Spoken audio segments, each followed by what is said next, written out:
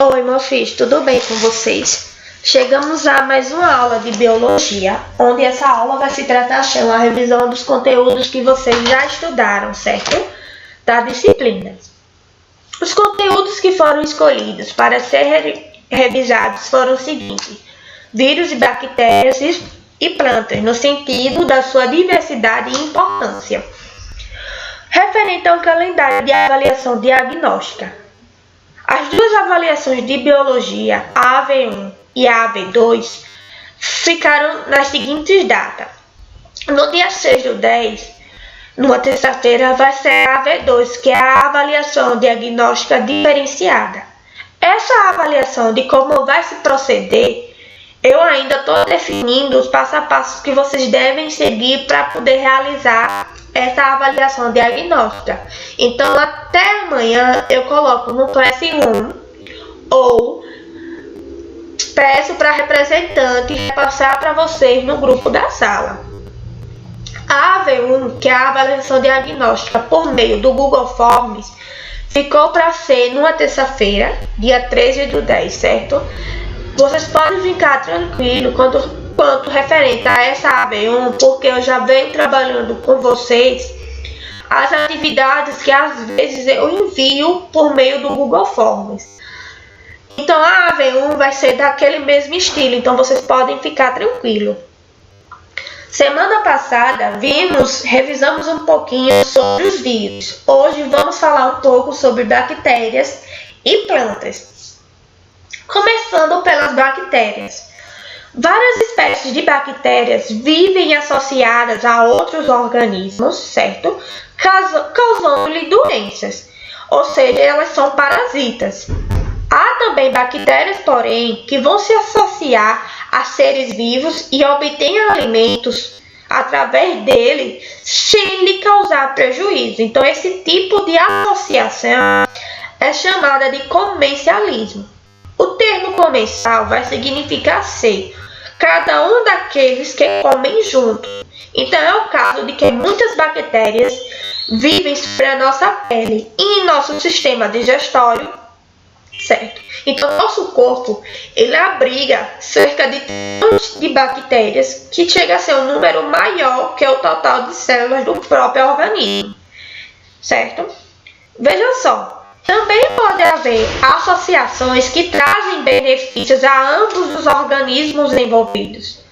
Algumas bactérias que vivem em nosso intestino, por exemplo, gerem parte do nosso alimento, produzindo vitaminas do complexo B e vitamina K, certo?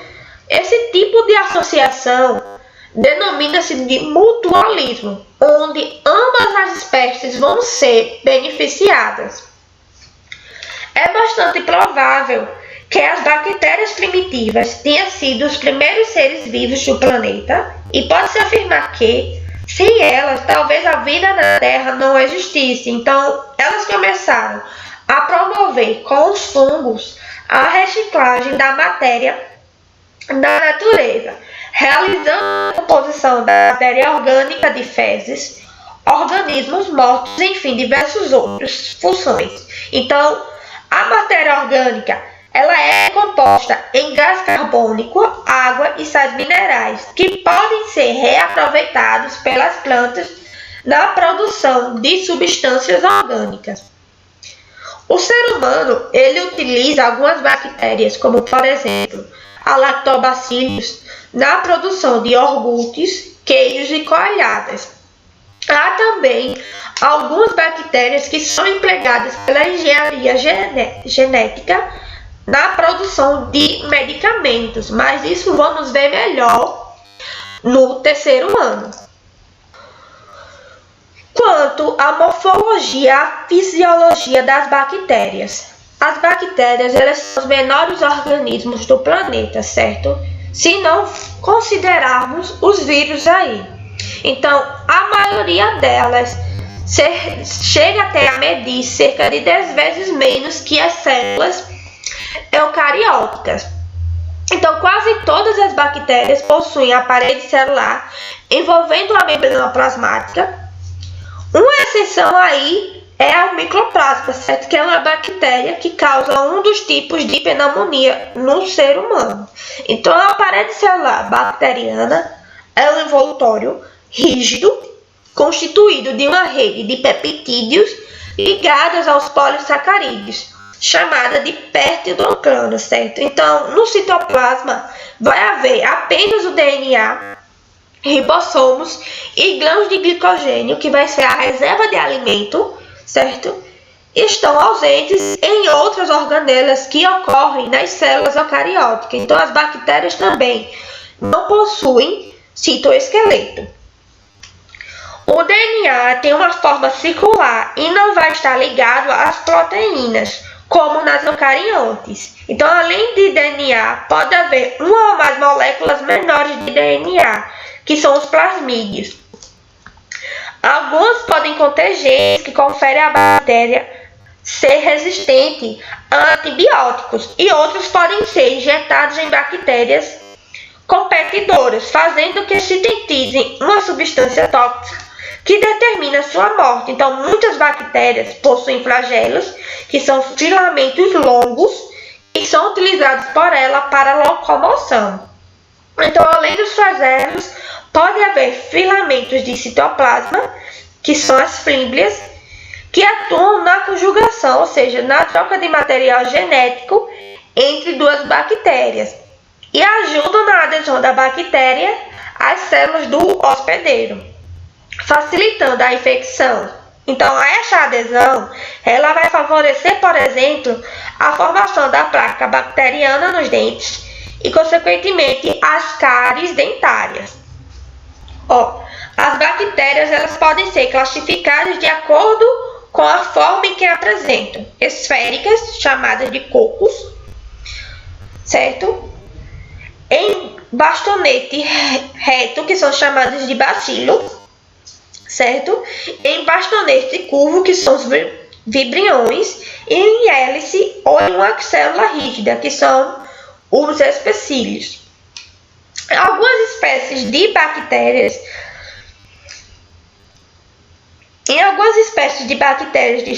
várias células se unem umas às outras, formando colônias típicas de cada espécie, que são o Staphylococcus, certo?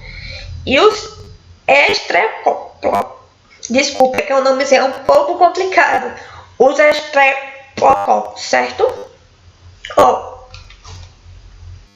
Quanto à nutrição das bactérias, a maioria das bactérias é heterotrófica, ou seja, por absorção, retira moléculas orgânicas já digeridas do organismo ou dos seres vivos parasitados. Outras bactérias podem ser autótrofas por meio da fotossíntese ou por meio da quimiossíntese, que usam energia luminosa ou química, respectivamente, para produzir os seus compostos orgânicos.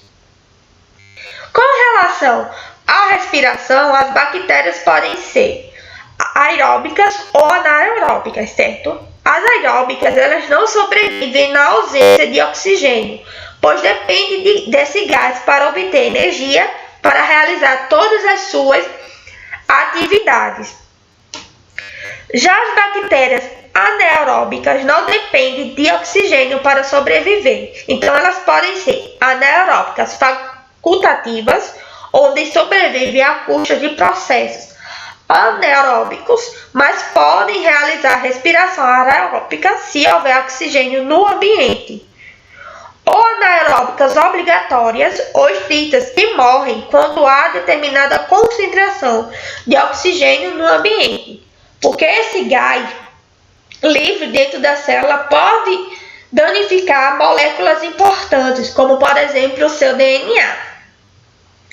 Quanto à reprodução das bactérias, a principal forma de reprodução delas é assexuada, por meio de divisão binária ou bipartição, certo? A célula aumenta de tamanho, então aí o DNA vai se duplicar. Em seguida, a célula se divide, ficando uma cópia do DNA para cada um, ou seja, para cada célula filha. Então, esse processo se origina em uma população geneticamente iguais. Então, são os populares chamados clones. As bactérias podem causar algumas doenças. Então, as bactérias patogênicas podem ser transmitidas de diversas maneiras, por gotículas de saliva dos dentes ou portadores, como no caso, por exemplo, da tuberculose, lepra, difteria, coqueluche, pneumonia, meningite, enfim, diversas outras doenças bacterianas. Como também por contato com alimento, água ou objeto contaminado, como por exemplo a disenteria bacilar, tétano, tracocoma, leptospirose, cólera e botulismo, enfim, diversas outras. Ou também por contato sexual, como gonorreia e sífilis. Ao contrário dos vírus, as bactérias são sensíveis a antibióticos e que devem ser usados somente com orientação médica. Há também vacinas e soros contra alguns tipos de bactérias, certo? Enfim, por bactérias vai ser só, certo? Sobre as plantas, eu vou indicar para vocês o link de uma videoaula que eu passei para vocês, certo? Onde eu explico um pouquinho sobre a diversidade das plantas. Mas aí eu quero deixar claro para vocês, certo? Que a perda da diversidade das plantas e a destruição por meio do meio ambiente impactam muito diretamente nas nossas vidas, certo? E é nesse momento que estamos vendo um exemplo disso. Quanto mais destruímos ecossistemas naturais, mais facilitamos o aparecimento de doenças que podem se transformar em epidemias e pandemias e levar à perda para toda a sociedade. Esse fato é que vem sendo alertado pela ciência há anos, certo? Então, isso porque a transformação de paisagens naturais, tem um efeito em que entramos cada vez mais em contato com seres patógenos que são capazes de afetar a nossa saúde e também causar as doenças infecciosas. A importância de preservar a diversidade das plantas está aí, certo? Quanto ao conteúdo em si, eu vou colocar o link, como eu já disse a vocês, na descrição do vídeo, para vocês revisitarem essa videoaula, e também eu vou colocar lá no Classroom, tá? É importante também que ao assistirem um vídeo, comentem seu nome, porque vai contar como presença, ok? Obrigado e até a próxima!